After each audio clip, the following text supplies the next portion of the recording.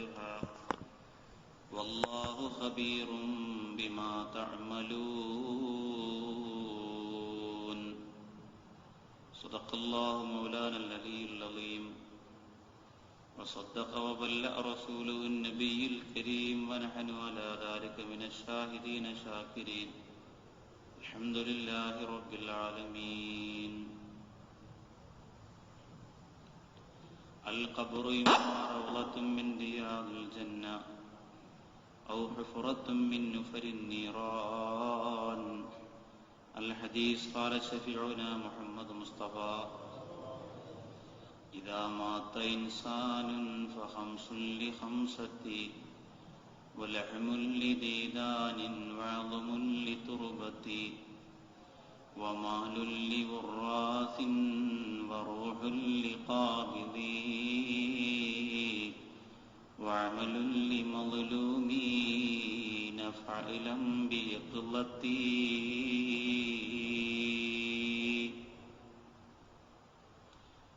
പ്രിയമുള്ള സത്യവിശ്വാസി സഹോദരങ്ങളെ, അസ്സലാമു അലൈക്കും വറഹ്മത്തുള്ളാഹി തആല വബറകാതുഹു.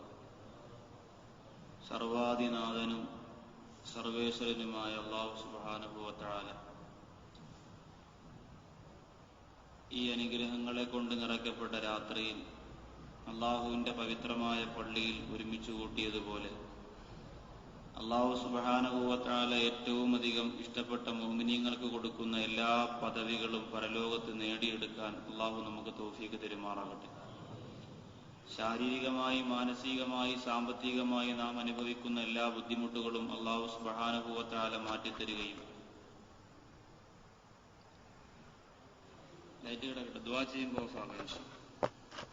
മാറ്റിത്തരികയും അള്ളാഹുവിന്റെ തൃപ്തിയും പൊരുത്തവും കരഗതമാക്കി ലോകത്ത് നിന്ന് മരണപ്പെടാനുള്ള മഹാഭാഗ്യം അള്ളാഹു നമുക്ക് തരികയും ചെയ്യുമാറാകട്ടെ. പ്രിയമുള്ള സഹോദരങ്ങളെ, അനുഗ്രഹീതമായ റമദാൻ ശരീഫിന്റെ സമാപന 10ന്റെ 2ാമത്തെ ദിവസമാണ് അൽഹംദുലില്ലാ. ഇന്നലെ കഴിവിന്റെ പരമാവധി അൽഹംദുലില്ലാ നമുക്ക് നമ്മുടെ ശരീരം കൊണ്ട് പറ്റുന്ന രീതിയിൽ രാത്രിയിൽ ഉറക്കമൊഴിഞ്ഞ് കുറേ സമയം അള്ളാഹുവിന് വേണ്ടി, എല്ലാ സമയവും നമുക്ക് ഒഴിവാക്കാൻ പറ്റിയിട്ടില്ല. കുറച്ച് സമയം ചായ കുടിക്കാൻ അരമണിക്കൂർ പോവും, ചോറ് കഴിക്കാൻ 1 മണിക്കൂർ പോവും, പിന്നെ അതിനിടയിൽ ഉറങ്ങാനും വിശ്രമിക്കാനും പിന്നെ ശാരീരികമായ മറ്റാവശ്യങ്ങൾ ഇതെല്ലാം കഴിഞ്ഞ് കുറച്ച് സമയം കിട്ടും. അത് അനുഗ്രഹീതമായ പള്ളിക്ക് വേണ്ടി നമ്മൾ ചിലവഴിച്ച്, അള്ളാഹുക്ക് വേണ്ടി ചിലവഴിച്ച് പള്ളിക്കകത്ത് നമ്മൾ സമയം ചിലവഴിക്കാറുണ്ട്. അൽഹംദുലില്ലാ, അള്ളാഹു സ്വീകരിക്കുമാറാകട്ടെ.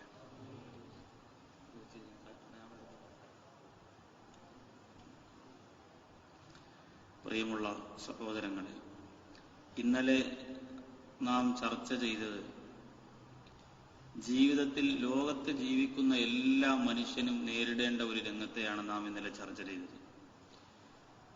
ഒരാൾക്കും അതിൽ നിന്ന് ഒഴിയാൻ പറ്റില്ല.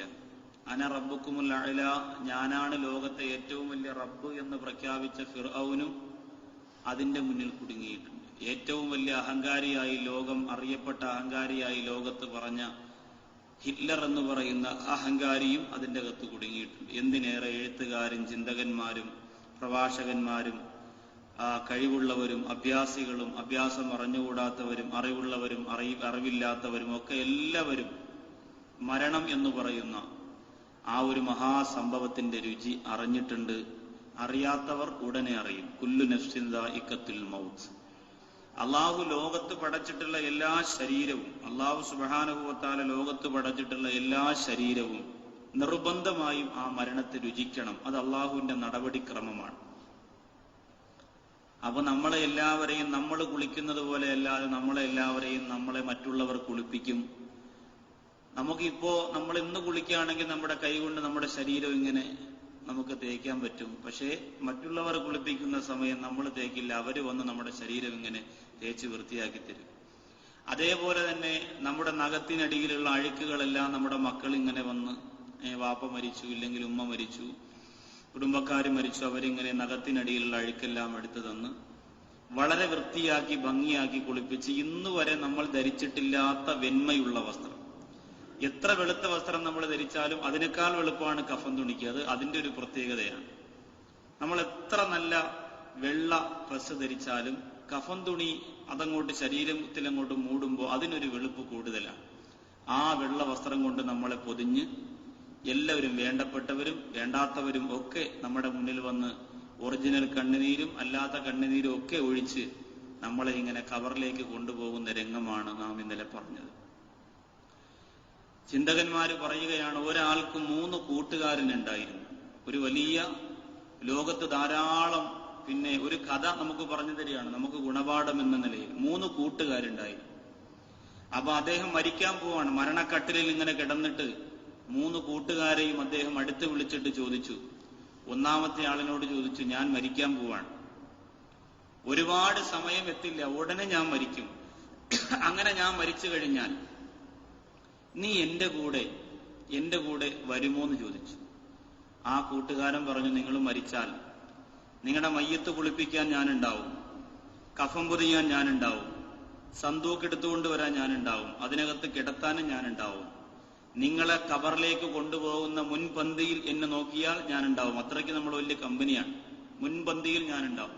എന്റെ ഉറ്റ സുഹൃത്താണ് നിങ്ങളായതുകൊണ്ട് നിങ്ങൾ മരണപ്പെട്ട മയ്യത്ത് കട്ടില് പള്ളിക്കാടിലേക്ക് പോകുമ്പോൾ നിങ്ങളുടെ മുമ്പിൽ ഞാനുണ്ടാവും. എന്നിട്ട് ഖബറിൽ കൊണ്ടുപോകും, പള്ളിയിൽ കൊണ്ടുപോയി നിസ്കരിക്കുമ്പോഴും ഞാനുണ്ടാവും. ഖബറിലേക്ക് കൊണ്ടുപോയി നിങ്ങളെ ഖബറിനകത്തേക്ക് ഇറക്കി വെക്കുന്ന സമയത്ത് ഞാനുണ്ടാവും. എന്നിട്ട് മിൻഹാ ഖലഖ്നാകും വഫീഹാ നുഈദുക്കും മിൻഹാ നുഖ്രിജുക്കും താറത്തുൻ നുഖറ, 3 പിടി മണ്ണ് വാരി ഖബറിനകത്തിട്ടിട്ട് അസ്സലാമു അലൈക്കും, പിന്നെ ഞാനുണ്ടാവില്ല, അവിടം വരെ എന്തായാലും ഞാനുണ്ടാവും എന്ന് ഒരു കൂട്ടുകാരൻ പറഞ്ഞു. രണ്ടാമത്തെ ആളിനോട് സക്കറാത്തിന്റെ ഹാലിൽ കിടന്ന ഈ മനുഷ്യൻ വിളിച്ചിട്ട് ചോദിച്ചു, എന്റെ രണ്ടാമത്തെ കൂട്ടുകാരൻ നീയാണ്, നീ എന്റെ കൂടെ എവിടം വരെ ഉണ്ടാവും? അദ്ദേഹം പറഞ്ഞു, നിങ്ങൾ എപ്പോഴും മരിക്കോ ആ സമയം ഞാനും നിങ്ങളുമായിട്ടുള്ള എല്ലാ ബന്ധവും തീരും. നിങ്ങളെ റൂഹ് എപ്പോഴും പിരിയോ, അത് കണ്ണിലൂടെ ആണെങ്കിൽ അങ്ങനെ, വായിലൂടെ ആണെങ്കിൽ അങ്ങനെ. ഇന്നലെ നാം അങ്ങനെയാണ് പറഞ്ഞത്, റൂഹ് പിരിയുന്ന രംഗം. അപ്പൊ എപ്പോഴും നീ മരിക്കോ അപ്പോഴും ഞാനും നീയുമായിട്ടുള്ള എല്ലാ ബന്ധവും തീർന്നു, പിന്നെ ആ ബന്ധം ഉണ്ടാവില്ല എന്ന് പറഞ്ഞു. മൂന്നാമത്തെ കൂട്ടുകാരനോട് ചോദിച്ചു, നീ എങ്ങനെ ഉണ്ടാവും എന്റെ കൂടെ? മൂന്നാമത്തെ കൂട്ടുകാരൻ പറഞ്ഞു, വിഷമിക്കണ്ട, നിന്റെ കൂടെ ഞാനുണ്ട്. നീ മരിച്ചാൽ നിന്റെ കഫൻ തുണി, നിന്റെ മയ്യത്ത് കുളി, നിന്റെ ഖബറിലേക്ക് മണ്ണ് വാരിയിട്ട് എല്ലാരും പോയാലും ഞാൻ പോവില്ല, നിന്റെ കൂടെ ഖബറിനകത്ത് ഞാൻ ഇറങ്ങും. അങ്ങനെ ഒരു കൂട്ടുകാരൻ നമുക്കുണ്ടായിരുന്നെങ്കിൽ കൊള്ളാമായിരുന്നില്ലേ? നിന്റെ കൂടെ ഖബറിനകത്ത് ഞാൻ ഇറങ്ങും, എന്നിട്ട് നിന്റെ ഖബറിനകത്ത് മലക്കുകൾ വന്ന് നിന്നെ ചോദ്യം ചെയ്യപ്പെടുമ്പോ നിന്റെ കൂടെ ഞാനുണ്ടാവും, നിന്റെ കൂടെ ഞാനുണ്ടാവും. പരലോകത്ത് നിന്റെ കൂടെ ഞാനുണ്ടാവും. നീ സ്വർഗത്തിലാണെങ്കിൽ അവിടെ ഞാനുണ്ട്, നരകത്തിലാണെങ്കിൽ അവിടെയും ഞാനുണ്ട്. നമ്മളെല്ലാവരും ഇപ്പൊ ആലോചിക്കും, ഈ മൂന്നാമത്തെ കൂട്ടുകാരനെ ഒന്ന് കിട്ടിയിരുന്നെങ്കിൽ അൽഹംദുലില്ലാഹ് കൊള്ളായിരുന്നു. ഒറ്റപ്പെട്ടു പോകുന്ന സ്ഥലത്ത് സഹായിക്കാനുള്ള മൂന്നാമത്തെ കൂട്ടുകാരൻ. ഹസൻ ബസരി റളിയല്ലാഹു തആല അൻഹു പറയുകയാണ്, ഈ 3 കൂട്ടുകാരാരെന്നറിയുമോ? ഒന്നാമത്തെ കൂട്ടുകാരൻ നമ്മുടെ മക്കളും നമ്മുടെ മാതാപിതാക്കളും നമ്മുടെ ബന്ധുക്കളുമാണ്. അവരാണ് ഒന്നാമത്തെ കൂട്ടുകാർ. അവരെവിടം വരെ വരും? യുനാദൂന ഖൽഫൻ നഇശി മല്ലാ യുജീബുഹും ബിസൈരിൻ ഇലാ ലഹദീ. പണ്ഡിതന്മാര് പറയുകയാണ്, നിന്റെ പ്രിയപ്പെട്ട മക്കൾ മയ്യത്ത് കട്ടിൽ കൊണ്ടുപോകുമ്പോൾ അട്ടക്കുളങ്ങരയിൽ നീ മരിച്ചു എന്ന് ഫോൺ ചെയ്ത് എല്ലാവരെയും വിളിച്ചു പറഞ്ഞു. നമ്മുടെ പള്ളിയുടെ മുമ്പിലിരിക്കുന്ന കറുത്ത ബോർഡിൽ നമ്മുടെ മുഅദ്ദിൻ സാഹിബ് എഴുതി വെക്കുകയാണ്, ഇന്ന സ്ഥലത്ത് ഇന്നയാൾ മരണപ്പെട്ടു പോയി, ഖബറടക്കം ഇത്ര മണിക്കുണ്ടാകുമെന്ന് പറയുമ്പോൾ വന്നവരെല്ലാം വായിച്ചു നോക്കി. സുബ്ഹാനല്ലാഹ്, ഇന്നലെ ഇഅ്തികാഫിനുണ്ടായിരുന്ന മനുഷ്യനാണ്. ഉസ്താദ് വന്ന് വായിച്ചു നോക്കി, സുദക്ക എനിക്ക് തന്ന മനുഷ്യനാണ്, കരഞ്ഞുകൊണ്ട് ദുആ ചെയ്യാൻ പറഞ്ഞ മനുഷ്യനാണ്. അല്ലാഹുവേ, എന്ത് ചെയ്യാനാണ്? എല്ലാവരും ഇങ്ങനെ ബോർഡ് വായിച്ചു നോക്കി. ആ മയ്യത്ത് പരിപാലനത്തിനൊന്ന് വീട് വരെ എത്താൻ, മയ്യത്ത് നിസ്കാരത്തിലൊന്ന് പങ്കെടുക്കാൻ എല്ലാവർക്കും ആഗ്രഹമുണ്ട്. ഇദ്ദേഹത്തിന്റെ മക്കളും കൂടെ നടക്കുകയാണ്. മയ്യത്ത് കട്ടിൽ കൊണ്ടുപോകുമ്പോ പൊട്ടിക്കരഞ്ഞുകൊണ്ട് വാപ്പാന്ന് വിളിക്കുമ്പോ, നേരത്തെ വിളിക്കുമ്പോ എന്താ മക്കളെ എന്ന് വിളി കേട്ടിരുന്നു. നമ്മളെ വാപ്പാന്ന് നമ്മുടെ മക്കൾ വിളിക്കുമ്പോ നമ്മൾ പെട്ടെന്ന് എന്താന്ന് നമ്മൾ തിരിച്ച് മറുപടി കൊടുക്കാറുണ്ട്.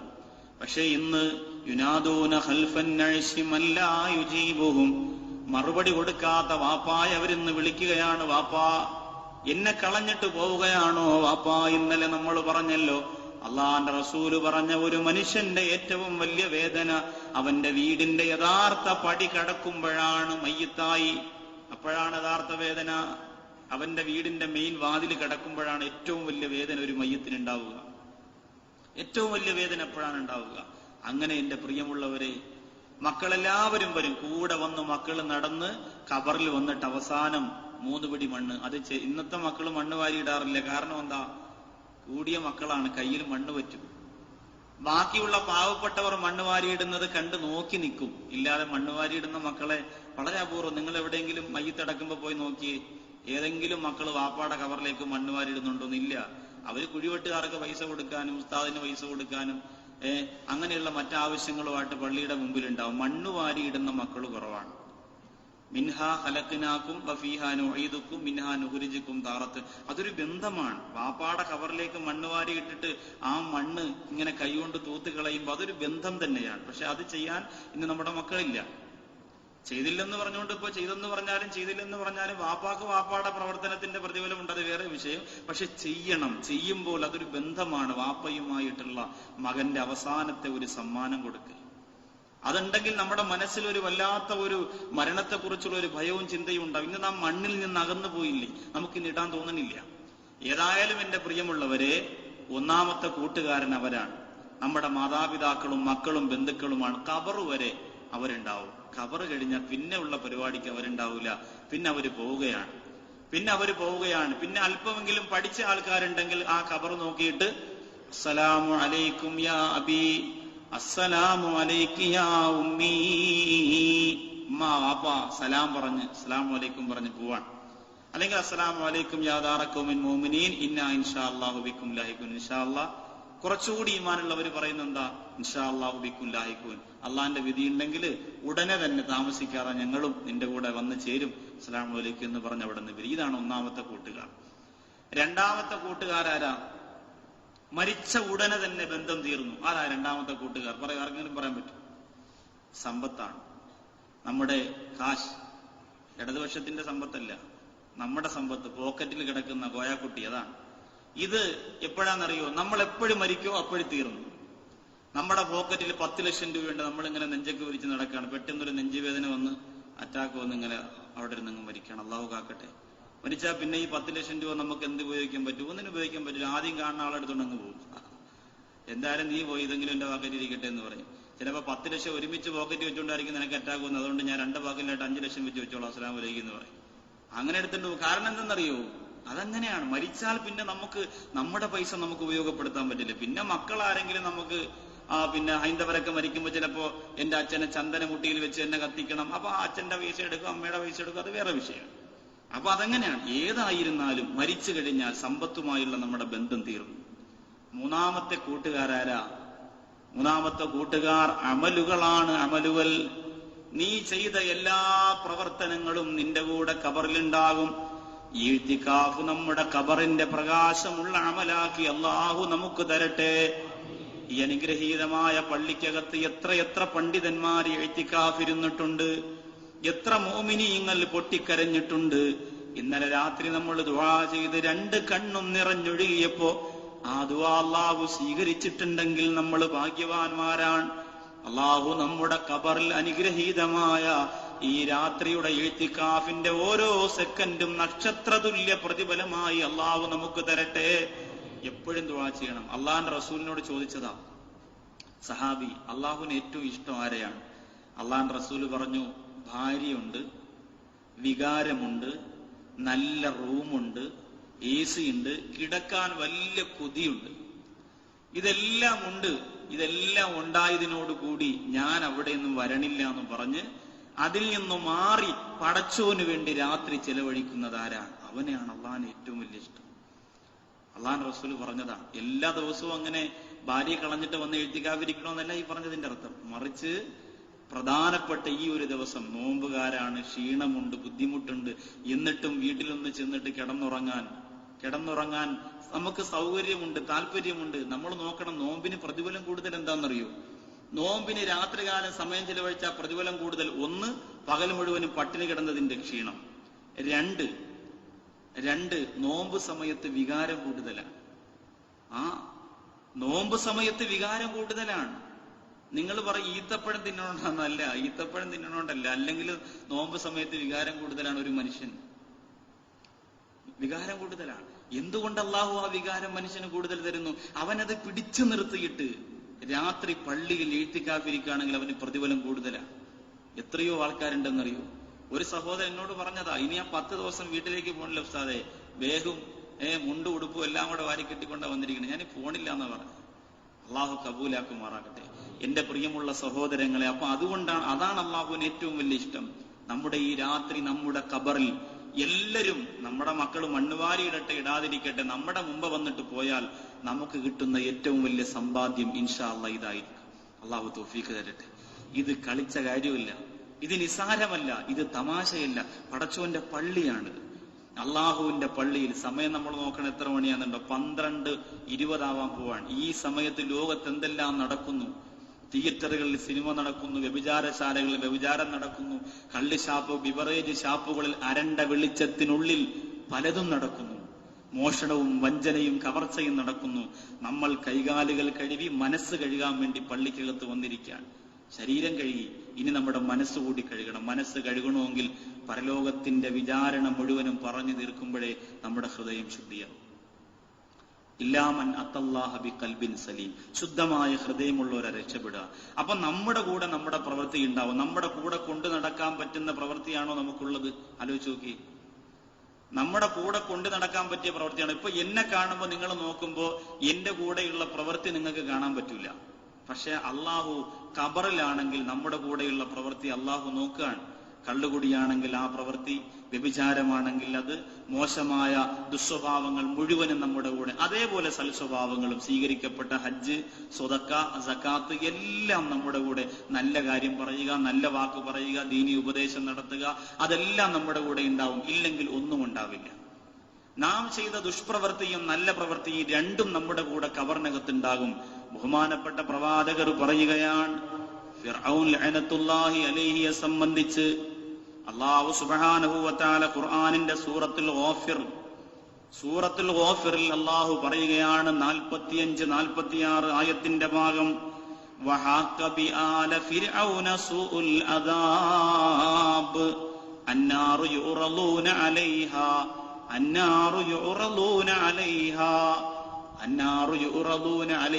ഫിർഔൻ, ഞാനാണ് ലോകത്തെ ഏറ്റവും വലിയ റബ്ബെന്ന് പറഞ്ഞ ഫിർഔൻ. ആ ഫിർഔനിന്റെ ഖബറിൽ അള്ളാഹു ഖുർആനിലൂടെ പറഞ്ഞതാണ്, എതിർക്കാൻ നമുക്ക് കഴിയില്ല. ഈ അടുക്കി വെച്ചിരിക്കുന്ന ഖുർആനിന്റെ സൂറത്തുൽ ഗാഫിർ എടുത്തു മറിച്ചു നോക്കുമ്പോ അതിനകത്ത് പറയുകയാണ്, അന്നാറു യുറളൂന അലൈഹാ ഉദുവ്വൻ വഅശിയാ, എല്ലാ ദിവസവും ഫിർഔനിന്റെ ഖബറിൽ അള്ളാഹു നരകത്തെ കാണിച്ചു കൊടുക്കുന്നത് രാവിലെയും വൈകുന്നേരം. ഖുർആനാണ് പറയുന്നത്. രാവിലെ ഫിർഔനിന്റെ ഖബറിൽ നരകത്തിന്റെ ചിത്രം അള്ളാഹു, ഇന്ന് ജുമയ്ക്ക് നാം പറഞ്ഞ നരകത്തിന്റെ ചിത്രം അള്ളാഹു ഫിർഔന് ആ ഖബറിൽ കാണിച്ചു കൊടുക്കും. രാത്രിയാകുമ്പോഴും കാണിച്ചു കൊടുക്കും. എന്നിട്ട് പറയും, കിടന്നോ, ഇവിടെ കിടന്നോടാ ഫിർഔനെ.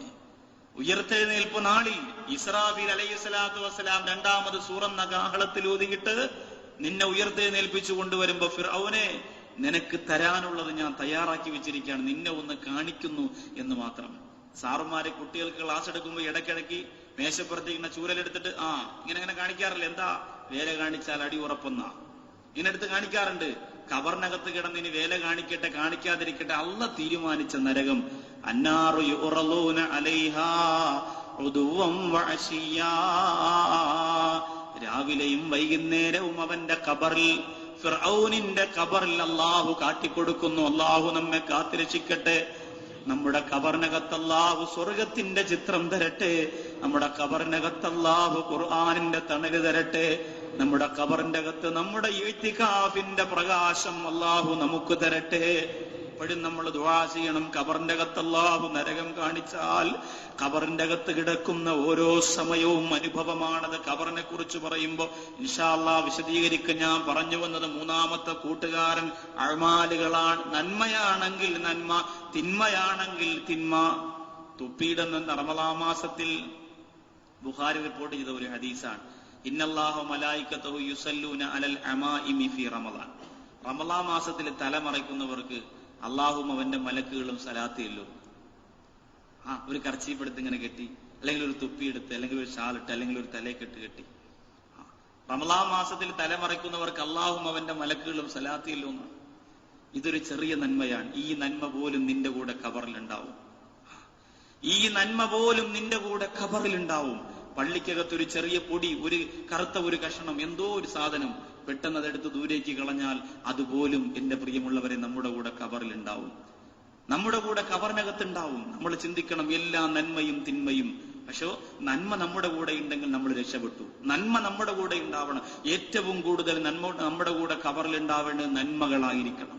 എങ്കിലേ നമുക്ക് രക്ഷപ്പെടാൻ പറ്റൂ. ബഹുമാനപ്പെട്ട ഇമാം ശിബിലി റഹിമഹുല്ല മരണപ്പെടാൻ പോവാൻ. മരണമാസന്നമായി ശിഷ്യഗണങ്ങളെല്ലാം വന്ന് ഉസ്താദിനെ കണ്ട് കാല് തടവുന്നു, വെള്ളം കൊടുക്കുന്നു. ആ സമയത്ത് ശിബിലി റഹിമഹുല്ലയുടെ 2 കണ്ണിങ്ങനെ നിറഞ്ഞൊഴുകാൻ. ബഹുമാനപ്പെട്ടവരോട് ചോദിച്ചു, എന്താ ഉസ്താദെ അവിടുന്ന് കരയുന്നേ? ശിബിലി റഹിമഹുല്ല പറയാണ്, ഇന്ന് ഞാൻ മരിച്ചാൽ നാളെ എന്റെ ഖബറിൽ എനിക്കൊരു ജീവിതത്തിൽ ഞാൻ അനുഭവിച്ചുകൊണ്ടിരിക്കുന്ന ഒരു സുഖം ചിലപ്പോൾ നാളെ എന്റെ ഖബറിൽ എനിക്ക് കിട്ടില്ലല്ലോ എന്ന് ഓർത്തുകൊണ്ടാ കരയുന്നത്. ഇമാം ശിബിലി റഹിമഹുല്ലയോട് ശിഷ്യഗണങ്ങൾ ചോദിച്ചു, നിങ്ങൾ എന്ത് സുഖമാണ് ഇന്ന് നിങ്ങൾ അനുഭവിച്ചു കൊണ്ടിരിക്കുക? ശിബിലി റഹിമഹുല്ല പറയുന്നു, ഞാൻ അനുഭവിച്ചു കൊണ്ടിരിക്കുന്ന സുഖം പാതിരാത്രിയിൽ നിങ്ങളെല്ലാവരും സുഖമായിട്ട് കിടന്നുറങ്ങുമ്പോ, രാത്രിയിൽ നിങ്ങളെല്ലാം സുഖലോലുപരായി കിടന്നുറങ്ങുമ്പോൾ ഞാൻ ഉണരാറുണ്ട്.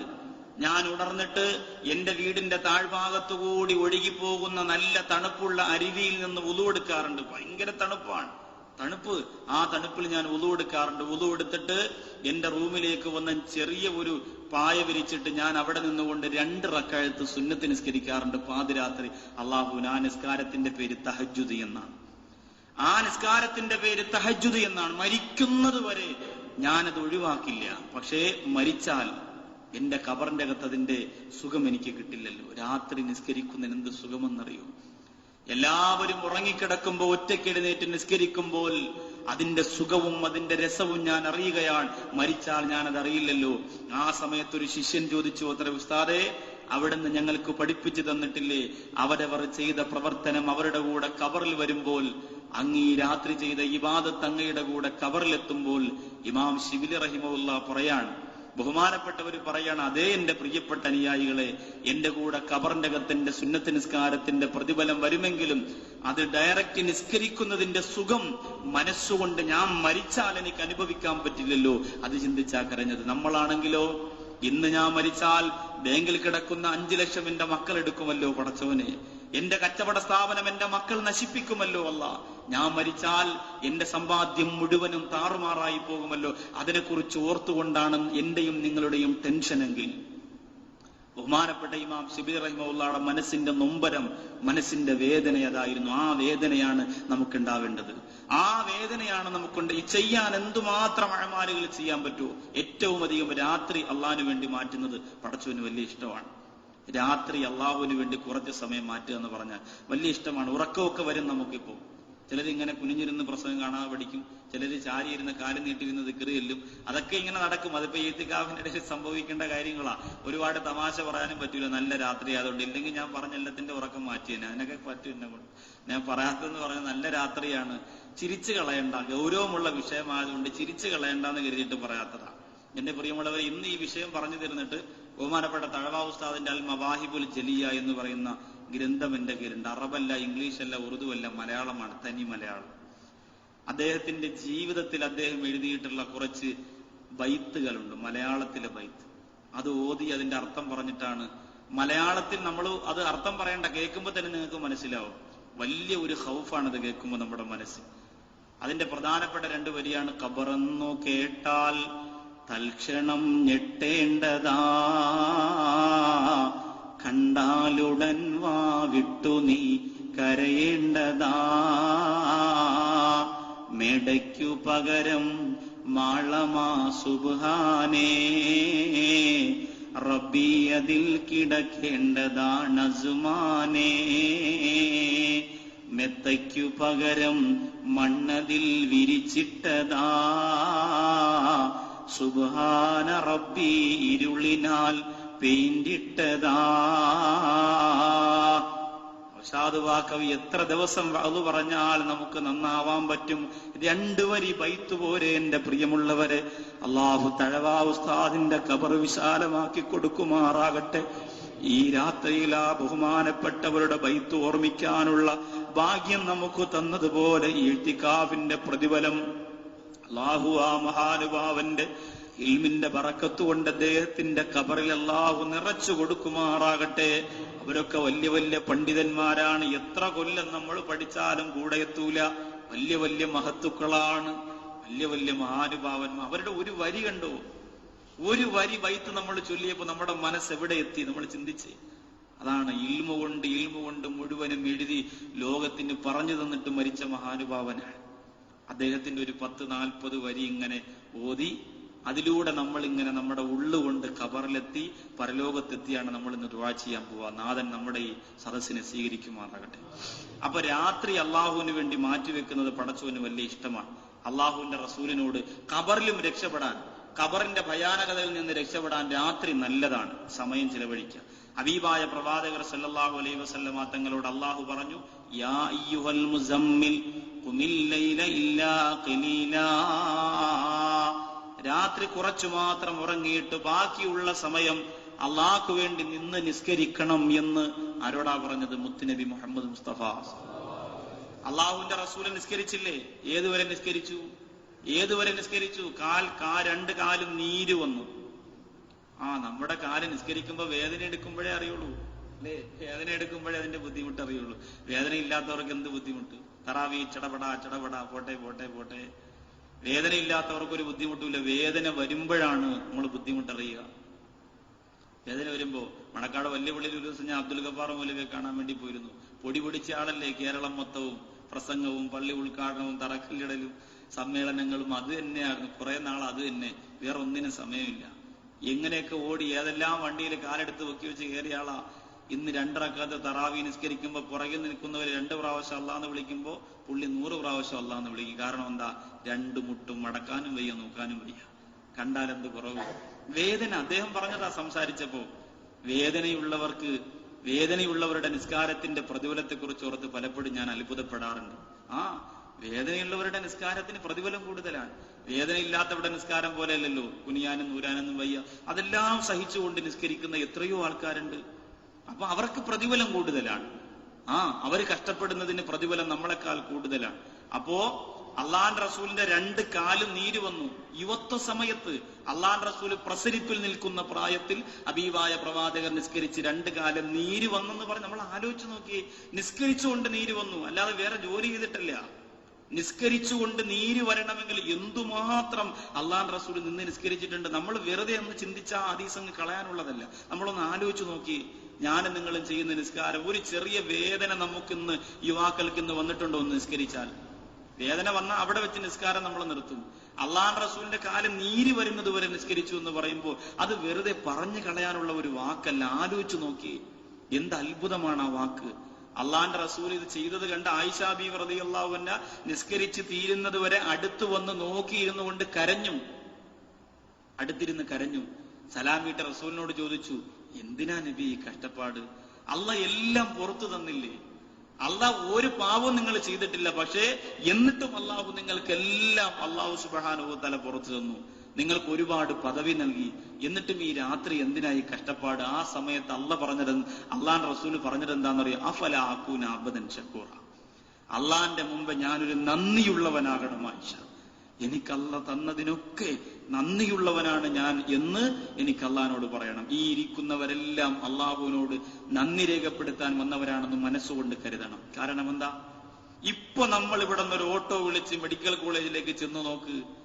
ഒരു പോള കണ്ണടയ്ക്കാൻ കഴിയാതെ ഇഅ്തികാഫിന്റെ നിയ്യത്തില്ല, നോമ്പില്ല, ഖുർആനില്ല, നസീഹത്തില്ല, ഒന്നുമില്ല. എങ്കിലും അള്ളാഹയെ വിളിച്ചുകൊണ്ട് ഉറക്കമൊഴിയുന്ന 100 കണക്കിന് രോഗികളെ നമുക്ക് കാണാം. അകത്തൊന്ന് കയറിയാൽ മതി.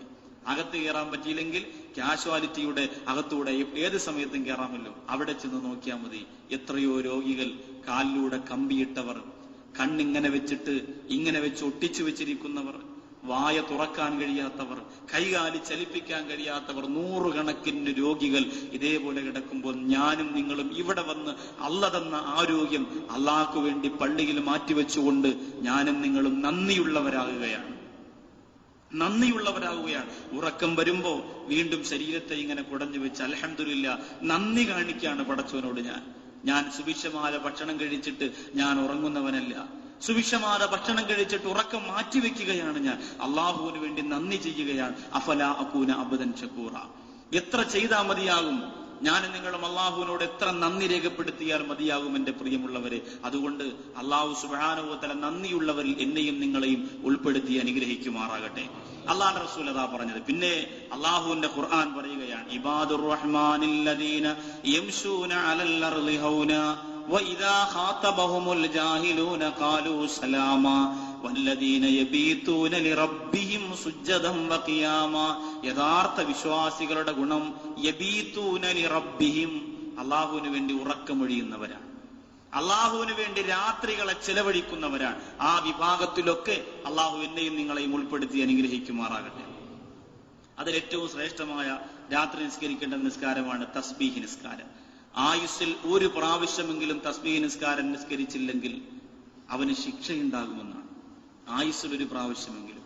അതിന് കഴിഞ്ഞില്ലെങ്കിൽ ജീവിതത്തിൽ ആയുസ്സിൽ ഒരു പ്രാവശ്യം. അള്ളാഹുവിന്റെ റസൂല് സഹാബികൾക്ക് ഇത് തസ്ബീഹ് നിസ്കാരം പറഞ്ഞു കൊടുത്തപ്പോ സഹാബികൾ ഓരോ ദിവസവും നിസ്കരിക്കട്ടെ ചോദിച്ചു. അള്ളാഹുവിന്റെ റസൂൽ പറഞ്ഞു വേണ്ട, വർഷത്തിലൊരിക്കൽ, കഴിഞ്ഞാൽ ആഴ്ചയിലൊരിക്കൽ, ഇല്ലെങ്കിൽ മാസത്തിലൊരിക്കൽ, ഇല്ലെങ്കിൽ വർഷത്തിലൊരിക്കൽ, ഇല്ലെങ്കിൽ ആയുസ്സിൽ ഒരു പ്രാവശ്യമെങ്കിലും സ്വീകരിക്കപ്പെടുന്ന രീതിയിൽ ഒരു തസ്ബീഹ് നിസ്കാരം നീ നിസ്കരിച്ചിരിക്കണമെന്നാണ്. സാധാരണ ഇപ്പോൾ നമ്മുടെ കേരളത്തിലുള്ള ഏകദേശമുള്ള പള്ളികളിലെല്ലാം വർഷത്തിൽ ഒരു പ്രാവശ്യമല്ല, ഒരു 10 ദിവസം അല്ലെങ്കിൽ ഒരു 5 ദിവസം റമദാനിന്റെ സമാപനം കൃത്യമായി തസ്ബീഹ് നിസ്കാരം നടക്കാറുണ്ട്. അൽഹംദുലില്ലാ, അത് വളരെ സന്തോഷം. ഇന്നലെ ഇവിടുത്തെ ദുആയൊക്കെ കഴിഞ്ഞിട്ട് ഖിയാമുൽ ലൈലിന് വേണ്ടി പാളയത്ത് പോയ സഹോദരങ്ങളുണ്ട്. സന്തോഷമാണ്. ഞാൻ അവർക്ക് വേണ്ടി ദുആ ചെയ്യും ഇൻഷാ അല്ലാഹ്. റമദാനിന്റെ സമാപന സമയം വരെ അവർക്ക് വേണ്ടി ഇവിടുത്തെ ദുആ കഴിഞ്ഞ് കരഞ്ഞ് കണ്ണുനീരൊക്കെ തുടച്ച് സന്തോഷമായിട്ട് ഇവിടുന്ന് വാഹനത്തിൽ പാളയത്തേക്ക് പോയി അവിടുത്തെ എഴുത്തിക്കാപ്പിൽ അവിടെ പോയി എന്നിട്ട് ബാക്കി പിന്നെ ഖിയാമുൽ ലൈലും ബാക്കിയുള്ള കാര്യങ്ങൾ അവിടെ പോയി നമ്മൾ ആലോചിച്ച് നോക്കി. ഓടി നടക്കുന്ന അള്ളാഹു പറവകളെ പോലെ ഓടി നടക്കാണ്.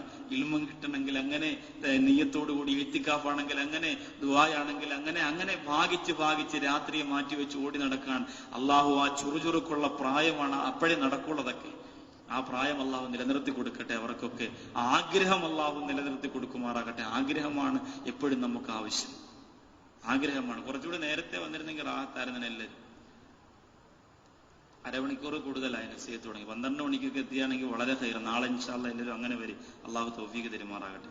അപ്പോൾ അങ്ങനെയാണ് ഈ രാത്രി കാലം അള്ളാഹുവിന് ചിലവഴിച്ച തസ്ബീഹ് നിസ്കാരം. അങ്ങനെ നമ്മൾ ഇന്നലെ അതിന്റെ രൂപങ്ങൾ പറഞ്ഞു. ഇൻഷാ അല്ലാഹ് സംശയമുള്ളവർക്ക് നേരിട്ട് നസീഹത്തിന് ശേഷം തസ്ബീഹ് നിസ്കരിക്കുന്നതിന് മുമ്പ് ഒന്ന് ചോദിച്ചാൽ വ്യക്തമായിട്ട് ഇൻഷാ അല്ലാഹ് പറഞ്ഞു തരും. ഓരോരു 27-ാം രാവിന് ജമാഅത്തായി നിസ്കരിക്കുന്നത് പോലെ, ജമാഅത്തില്ല തസ്ബീഹ് നിസ്കാരത്തിൽ, എങ്കിലും ജമാഅത്തായിട്ട് നിസ്കരിക്കുന്നത് പോലെ എല്ലാവർക്കും കാണിച്ചു തന്നിട്ട് ബാക്കിയുള്ളവർ അതേപോലെ നിസ്കരിക്കാം. പക്ഷെ ഇനിയുള്ള ദിവസങ്ങളിൽ അതങ്ങോട്ട് ശീലിക്കണം നമ്മൾ ഓരോരുത്തരും.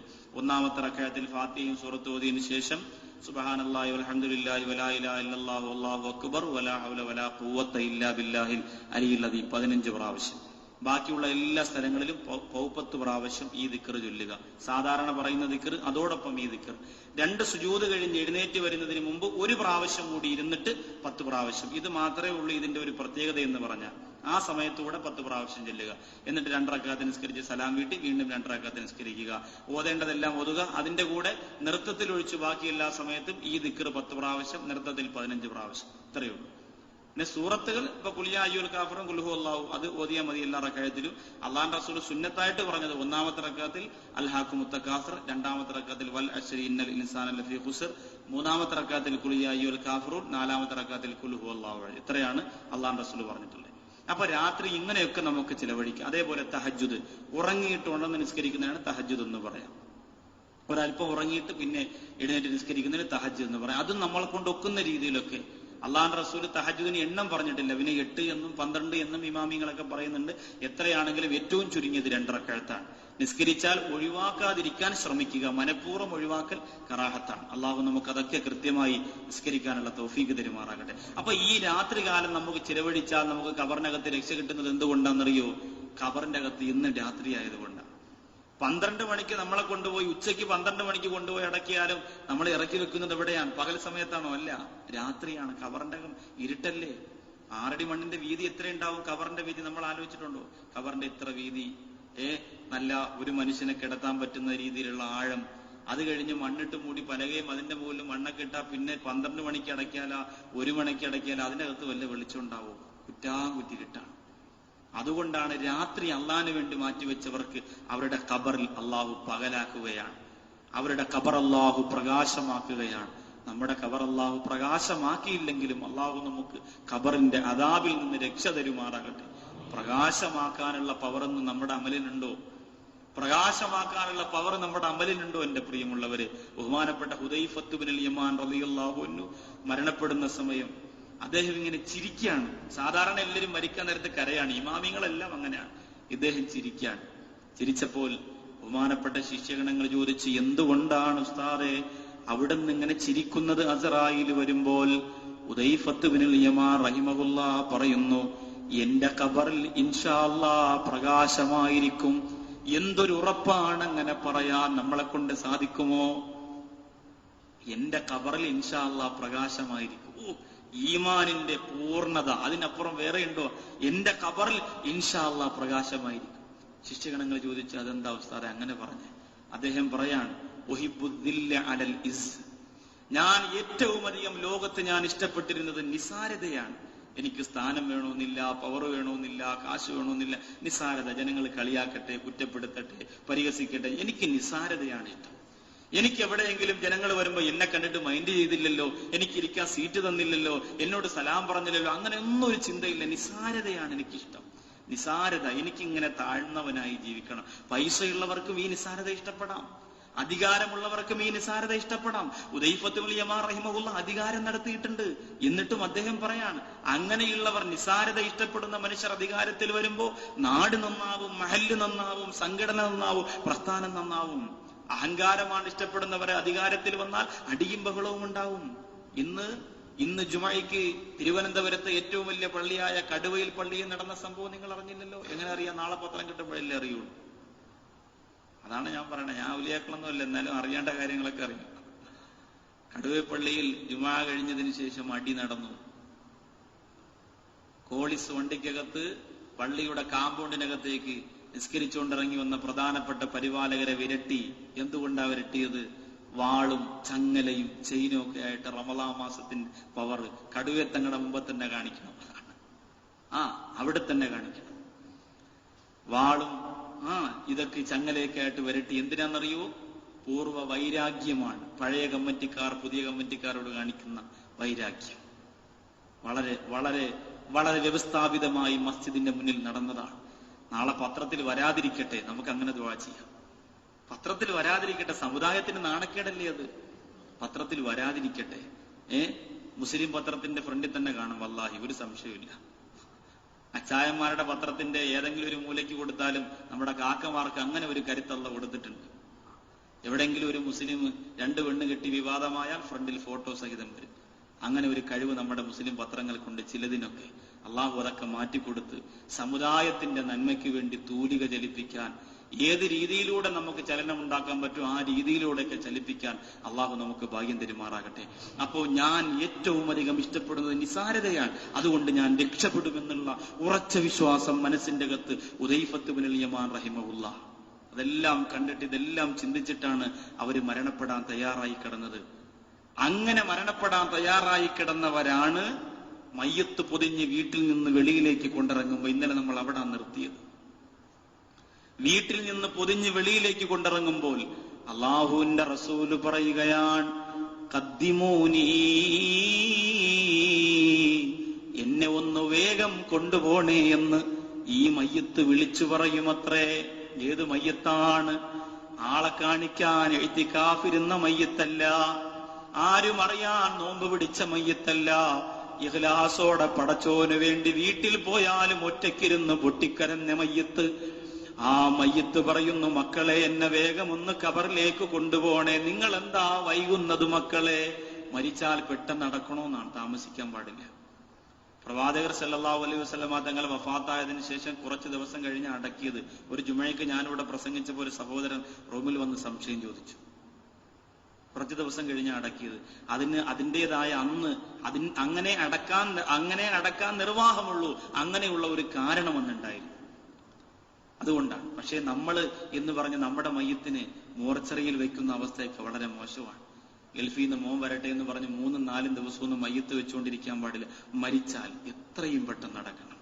അള്ളാഹു അങ്ങനെയുള്ള മയ്യത്താക്കി ഞങ്ങളുടെ മയ്യത്തിനെ മാറ്റട്ടെ.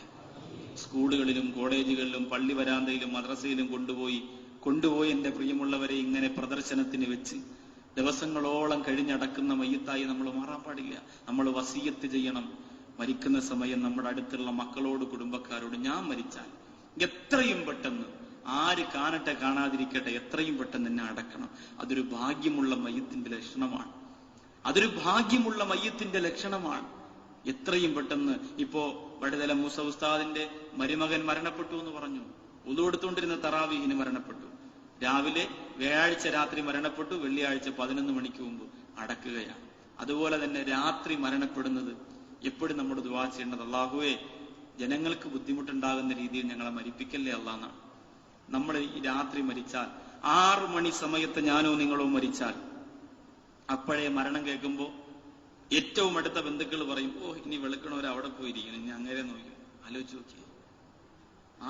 മയ്യത്തിന്റെ അടുത്ത് വന്നിരുന്നേ പറ്റൂ, ഇല്ലെങ്കിൽ പിന്നെ കുറ്റം പറയും, പരിഹസിക്കും. മക്കളും കുടുംബക്കാരും പോലും ചിലപ്പോ തലചൊറിയും. ഇത്രയും നാൾ വാപ്പ കിടന്നിട്ട് എത്ര നല്ല പകലുണ്ടായിരുന്നു, അന്നൊന്നും മരിച്ചില്ല, രാത്രി 6 മണിക്ക് കയറി മരിച്ചു. ഇനി പാതിരാത്രിക്ക് കവർ കൊട്ടാനും പറ്റൂല, സന്തൂക്ക് എടുക്കാനും പറ്റില്ല, കുളിപ്പിക്കാനും പറ്റൂല, ആൾക്കാരെ വിളിക്കാനും പോകാനൊക്കെ പാട്. അതുകൊണ്ട് വെളുക്കുന്നത് വരെ ഉറക്കമില്ലാതെ മക്കൾ ഓടി നടക്കുമ്പോ തല ഇങ്ങനെ ചൊറിഞ്ഞ്. അള്ളാഹു ആ ഒരവസ്ഥയെ തൊട്ട് നമ്മളെ കാക്കട്ടെ. നമ്മൾ പറയും നമ്മുടെ മക്കളൊന്നും അങ്ങനെ ചൊറിയൂല ഉസ്താദേ, നമ്മുടെ മക്കളൊക്കെ മക്കളാ. നിങ്ങൾ കണ്ട മക്കളല്ല നമ്മുടെ മക്കൾ. ഏത് മക്കളാ നമ്മുടെ മക്കൾ? വാപ്പയും മക്കളും ഇതിനകത്തുണ്ടെങ്കിൽ വാപ്പ മക്കളുടെ മുഖത്ത് നോക്കിയിട്ട് ഉറപ്പ് പറയാൻ പറ്റുമോ, എന്നെ വളരെ ആത്മാർത്ഥമായ ഈമാനോടുകൂടി അവൻ അടക്കുമെന്നില്ല? അതൊക്കെ ആ കാലഘട്ടമൊക്കെ പോയി. ആ കാലഘട്ടമെല്ലാം കഴിഞ്ഞുപോയി. അങ്ങനെ അള്ളാന്റെ റസൂല് പറയാൻ, നല്ല ഈമാനിന്റെ പ്രകാശമുള്ള മയ്യത്ത് വീട്ടിൽ നിന്നിറങ്ങുമ്പോ എന്താ വിളിച്ചു പറയുന്നതെന്നറിയോ? ഖദ്ദിമൂനി, വേഗം കൊണ്ടുപോ, എനിക്ക് എത്തിക്കോളാൻ വയ്യ. എന്തോ ഒരു ആവേശമാണ്. എനിക്ക് ഖബറിൽ എത്തിക്കോളാൻ വയ്യ. എന്തുകൊണ്ട്? അവര് മരണപ്പെടുന്ന സമയം അബ്ശുറൂബിൽ ജന്നത്തില്ലത്തി കുന്തും തുഅദൂൻ,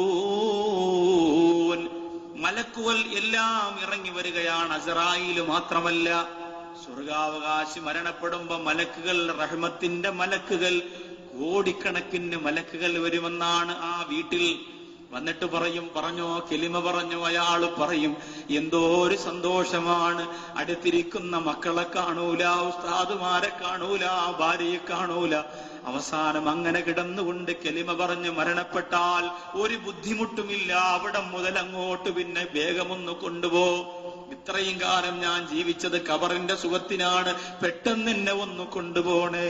അട്ടക്കുളങ്ങര പള്ളിക്കകത്ത് ഞാൻ ഉറക്കമൊഴിഞ്ഞത് എന്റെ ഖബറിന് വേണ്ടിയാണ്. എന്റെ ശരീരം ഉറങ്ങാൻ വേണ്ടിയിട്ട് വെമ്പല് കൊണ്ടപ്പം മുഖം കഴുകിയിട്ട് വീണ്ടും ഞാൻ വന്നിരുന്നത് എന്റെ ഖബറിന് വേണ്ടിയാണ്. എന്റെ എല്ലാ സന്തോഷവും മാറ്റിയത് ഖബറിന് വേണ്ടിയാണ്. ഷുഗറും പ്രഷറും അറ്റാക്കും